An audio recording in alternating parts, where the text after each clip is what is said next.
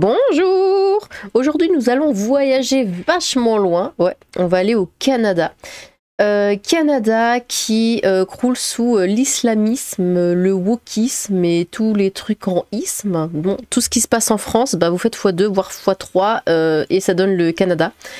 Alors l'islamisme et le wokisme, ça va pas du tout ensemble, mais on les retrouve souvent ensemble. J'ai jamais compris la logique là-dedans, mais que voulez-vous?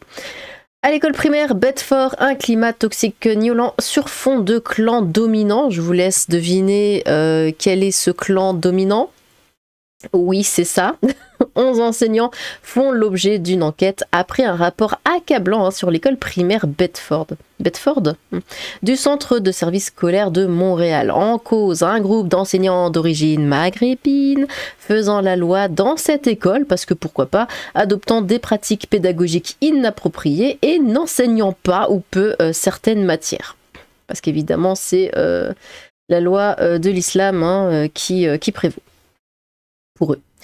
Le ministre de l'Éducation, Bernard Drinville, oblige la mise en place de mesures sans précédent à l'école Bedford, située dans Côte-des-Neiges. C'est super mignon comme nom. Côte-des-Neiges. Côte-des-Neiges. J'habite à Côte-des-Neiges. Ça fait rêver. Et ordonne aussi que des vérifications soient faites dans 3 autres écoles du centre de service scolaire de Montréal, soit les écoles Saint-Pascal Baylon, donc une école de primaire, Bienville, primaire aussi, et La Voie secondaire. Le rapport d'enquête sur l'école Bedford, dévoilé vendredi par le ministre de l'Éducation, rend compte d'un climat de peur et d'intimidation instauré par un clan dominant. Il y est aussi dit que le niveau de compétence des enseignants est inquiétant. LOL. Ça me rappelle ce fait divers là qui était arrivé avec un pauvre bébé. Non, bon, c'était pas un bébé, c'était un jeune garçon, mais un pauvre jeune garçon là qui s'était renvoyé de son école parce qu'il avait dit nyctalope. Alors YouTube, non, c'est pas une insulte. Il avait dit ça et sa maîtresse ne savait pas ce que c'était. Elle pensait que c'était une insulte et du coup elle l'a viré. Bon, voilà. Quand on parle d'enseignants incompétents. Ces dernières années, pas moins d'une vingtaine d'employés auraient fui cette école toxique. Alors, mais c'est ça le problème, et je sais qu'on ne peut pas leur jeter la pierre, mais du coup, on leur laisse la place. Ils le font exprès. Ils se rendent insupportables, mais eux ne partiront jamais, et il y en a toujours un autre qui arrive, puis un autre, puis un autre. Finalement, les blancs, disons-le, ne supportent plus de travailler là, s'en vont, et c'est carte blanche après, ils font ce qu'ils veulent vu que ça devient leur territoire. 2 accompagnateurs ont été dépêchés à l'école Bedford pour rétablir un climat sain et sécuritaire, s'assurer que, faut les virer tout simplement, s'assurer que de la formation rende les enseignants plus compétents et rétablir le bon fonctionnement de la direction d'école et du conseil d'établissement. L'enquête ministérielle a été lancée à la suite d'un reportage de la journaliste Valérie Leboeuf de la station 98.5 en mai 2023. De toute façon, je sais pas si c'est en lien ça, mais vous vous souvenez de cette vidéo? Je crois que je vous l'avais montré, c'était dans une école justement au Canada, au Québec, où il y avait que de la racaille dans ce lycée, c'est un lycée. Quelques blancs, ils sont allés pour visiter en fait l'école et ils se sont fait insulter, agresser, tout ça parce qu'ils étaient blancs. Voilà. Sur ces mêmes ondes de vendredi, le ministre Bernard Drinville a dit avoir été troublé d'apprendre qu'un enseignant a tenté de fermer une porte sur les doigts d'un élève, un enseignant. Mais même adultes, c'est des racailles. En fait, en classe, ils sont racailles, puis ils deviennent adultes, c'est toujours des racailles, et même quand ils sont profs, ça reste des racailles parce qu'ils ont ça dans le sang. Qu'une enseignante s'est mise à prier plutôt que de porter secours à une élève qui venait de perdre connaissance. Non mais... Oh Seigneur Dieu, qu'une élève s'est fait pousser par un membre du personnel au point de tomber au sol, que des élèves subissent de la violence psychologique et se font dire « il n'y a rien à faire avec toi, tu es une cause perdue ». Oh bon, ça c'est tous les profs ça. Mais quand même, l'autre elle s'est mise à prier au lieu de secourir le gamin, enfin la gamine plutôt. Mais qu'est-ce que c'est que ça ? Ah non, mais les Akbar, c'est quelque chose. Dans un témoignage récolté par Valérie Leboeuf, qui a été de nouveau diffusé vendredi, un enseignant raconte que des enseignants ne laissaient pas les orthophonistes ou les orthopédagogues entrer pardon, entrer en classe, car pour un homme enseignant musulman, d'avoir une femme orthophoniste ou une femme orthopédagogue, je vais y arriver, en classe, c'était confrontant, excusez-nous, hein.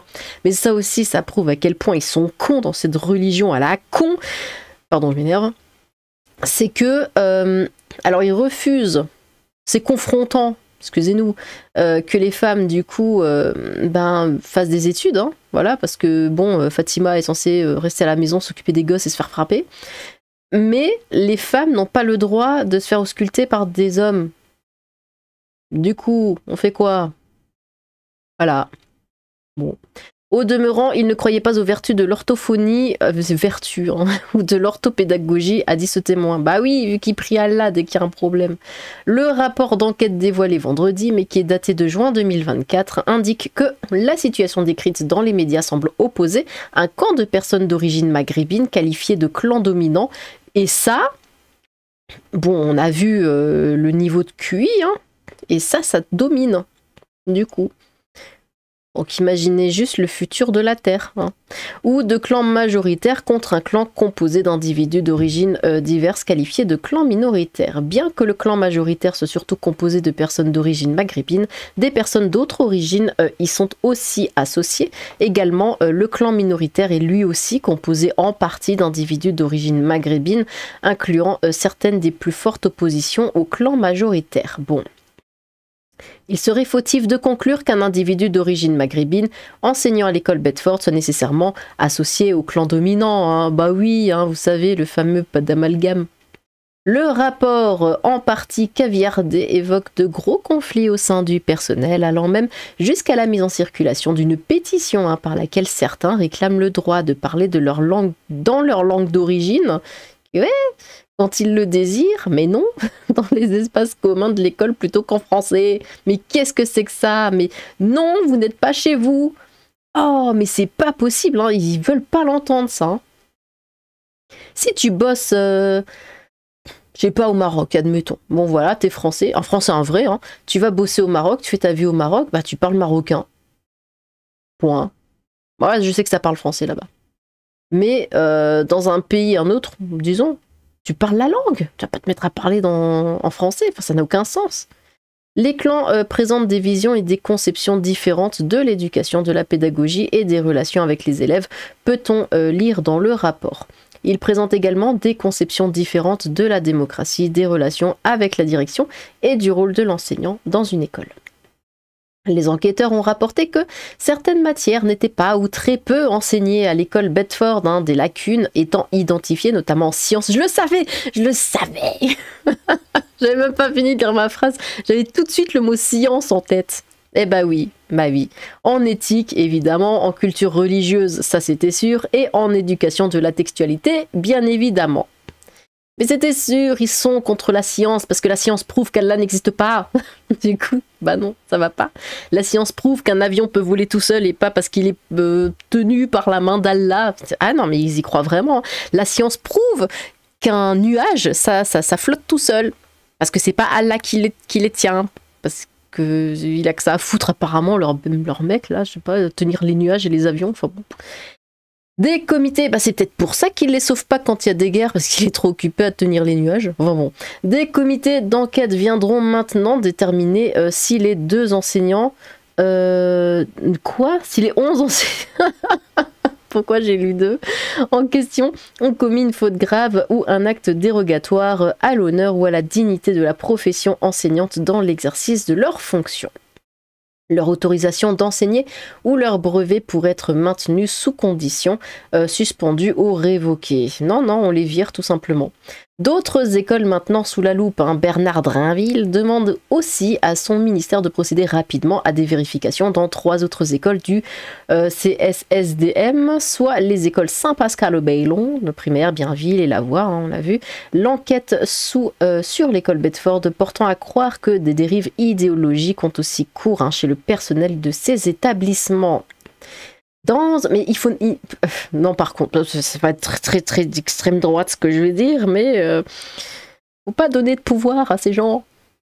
Dans leur propre pays, oui, mais pas dans les autres. Dans un communiqué, le CSSDM a dit vendredi qu'il prend acte des recommandations de l'enquête, laquelle met en lumière des pratiques pédagogiques inacceptables qui ont eu cours au fil des ans et dit qu'il est important de dénoncer sans tarder les situations inappropriées. Bon. Pourquoi tant de temps avant une conclusion ? Saluons le travail de la journaliste du 98.5 qui a révélé l'histoire, la députée libérale Marwa Rizki, qui a réclamé en 2023 la tenue d'une enquête sur l'école Bedford, félicite Bernard Drinville d'y avoir acquiescé. Elle se réjouit que les enquêteurs aient fait un travail de fond, interviewant pas moins de 73 personnes. Madame Rizki dénonce par contre un courriel de l'équipe de communication du WWW envoyé en 2023 en copie conforme à 2 de ses collègues députés libéraux qu'elle a perçu comme étant de l'intimidation. Il lui a été acheminé, dit-elle, dans le but de la faire taire. Eh bien, Madame Rizki regrette aussi qu'Isabelle Gelina, directrice du centre de services scolaires, ait trop longtemps minimisé les faits et mis beaucoup de temps à comprendre que les problèmes à l'école Bedford étaient toujours d'actualité. Ouais. Comment cette situation a-t-elle pu perdurer depuis 2016 avant qu'un rapport aboutisse ? Parce qu'ils ont peur, tout simplement. Madame Rizki juge que c'est malheureux, mais que c'est hélas le temps qu'il a fallu pour aller totalement au fond des choses dans ce dossier hautement délicat. C'est cela, oui. Sur Twitter, le député péquiste Pascal Bérubé a déclaré que les écoles du Québec ne doivent pas succomber à des dérives idéologiques. Nous devons protéger les élèves en leur garantissant notre programme pédagogique national et commun. Catherine Beauvais-Saint-Pierre, présidente de l'Alliance des professeurs et professeurs de Montréal, a dit en entrevue que les problèmes à cette école auraient dû être pris en main par le centre de service scolaire. On s'attendait à ce qu'il prenne ses responsabilités. Mais ils ont peur, ils tremblent. Parce que l'islamisme, on sait ce que c'est, on sait ce que ça donne. On sait surtout ce que ça prend. On va regarder quelques commentaires. Alors ici c'est la vidéo, de toute façon vous aurez le lien dans la description. Est-ce que je peux mettre ce lien? Parce que je sais que souvent je peux pas mettre les liens dans la description des vidéos parce qu'il y a toujours des mots qui...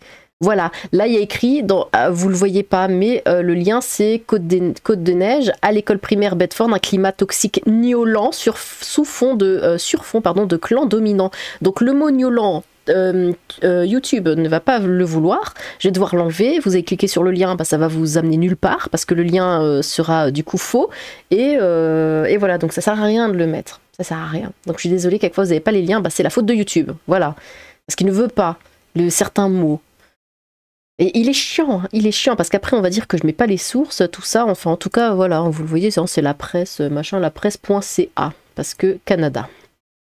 Ils attaquent partout et après se victimisent et réattaquent et poussent des cris et pleurent sur le nazisme des Blancs. La différence de traitement de l'infobordel en France, ça aurait été mis sous le tapis ou alors le récit aurait été trafiqué pour laisser penser à une réaction la moindre des accuseurs. Ah oui, oui, étonnant de la part de cette communauté. Ils ont appliqué avec zèle et naïveté le refuge welcome, enfin refugees welcome depuis des décennies qu'ils en subissent les conséquences. Oui, enfin là on est sur la même pente. Donc... faudrait bien mettre un stop à un moment. En fait, ils font chier toute la planète avec leur religion de merde. Bravo Sherlock. Pourtant, ça ne manque pas de place dans les pays musulmans. Faut qu'ils aillent faire nier tout le monde aux quatre coins de la planète. Même des extraterrestres ne pourraient plus les blairer. Là-bas, on a au moins l'origine de ces enseignants, tandis que pour la France, concernant celle des professeurs qui ont soutenu l'élève porteuse du voile qui a frappé une de leurs collègues, c'est silence radio. Bah oui, mais on le sait, on le sait. Amis québécois et canadiens, ne suivez pas l'exemple de la France gauchiste qui ne représente en aucun cas les Français. Ne vous laissez pas envahir par cette pieuvre qui ne partira jamais d'elle-même. J'adore le gaucho blanc de service qui vient temporiser en disant que non, tous les enseignants mus de l'école ne sont pas comme ça. Attention, il ne faut pas stigmatiser, pas d'amalgame. Vous le voyez arriver le problème chez nous? Oh il est déjà bien ancré le problème chez nous. C'est ça l'islam, c'est l'intolérance, la violence et l'obscurantisme. Partout le même problème. Pourquoi les occidentaux se laissent faire dehors l'islam, bordel? C'est de la faute à CNews.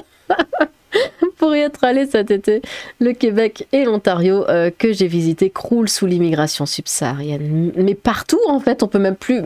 Mais ça c'est aussi un truc auquel j'ai pensé l'autre jour, c'est que vous voyez quand on voit des vidéos par exemple ce qui se passe en Espagne, en Italie, ça touche tous les pays. On ne peut plus voyager sans tomber là-dessus. Et finalement tous les pays, ou même c'était quoi dernièrement? C'était... La Suède aussi. On peut plus voyager sans se croire en Afrique en fait. Peu importe le pays dans lequel on va, c'est toujours la même population qui traîne dehors et qu'on voit en premier. Hein. Mais partout. Partout. Il y a plus de. Bientôt, il y aura vraiment plus de réelle culture ou quoi. Partout où on ira, ce sera la même population de gens chiants qui vont essayer évidemment de nous voler nos sacs et tout le bordel. Hein. Mais voilà, peu importe où on va, même à l'autre bout du monde. En majorité et indienne. Des quartiers entiers sont à majorité étrangère. Je ne parle pas des écoles. L'avenir de ce pays s'annonce bien sombre. Ils sont un fléau partout. Ils sont partout. Les mêmes problèmes avec les mêmes personnes partout et tout le temps. Ouais, mais c'est naziste de dire ça. T'as pas le droit. Facho, nazi. Vous avez qu'à pas les coloniser. Toc. Au moins les choses sont claires. Des enseignants d'origine maghrébine qui font la loi, puis d'autres enseignants d'origine maghrébine se sont opposés. Comme quoi donner les origines ne les stigmatise pas plus, c'est même le contraire puisque d'autres s'y opposent. Continuez à les faire venir, en plus donner-leur des emplois comme professeurs dans les écoles. Ah oui, non mais ça je comprends pas. Hein. Ils islamiseront vos enfants, le Québec est perdu. Bah oui, faut pas leur donner des boulots comme ça. Non. Non. On sait très bien ce qu'ils vont en faire. Voilà pourquoi je suis contre des postes à responsabilité régalien à des étrangers, même s'ils prennent la nationalité du pays. Tout dépend des étrangers. Après un passage de courte durée à Montréal le mois dernier, j'ai rencontré plus d'étrangers que de Québécois. Bah voilà, c'est ce que je disais. J'ai pas senti d'insécurité, juste pas ressenti que j'étais au Québec. Au Québec, eh ben ça a bien changé, je ne m'attendais pas à ça. Le constat, mais enlève-toi donc. Oh, le constat est donc le même partout où on a laissé prospérer cette religion. Fermez cette école. Il faut envoyer les parents vigiles au Canada. Ouais, mais au moins ils doivent aussi avoir la chance d'avoir de la pâte à tartiner El Mordienne en vente au Québec. Le Québec a importé tous les islamistes algériens. Le Québec sera le prochain Belge. Ah oui, la Belgique aussi. Pff. Mais y a-t-il... En fait, on va plus faire de liste de pays dans lesquels faut pas aller. On va faire plutôt une liste de pays dans lesquels on peut encore aller, parce que ce serait la plus courte. Eh bien, dites-moi ce que vous en pensez. Voilà. Êtes-vous déjà allé au Québec? Est-ce que vous avez ressenti cette nouvelle population ou pas? N'hésitez pas à vous exprimer dans les commentaires. J'ai hâte de vous lire. Sur ce, tchou!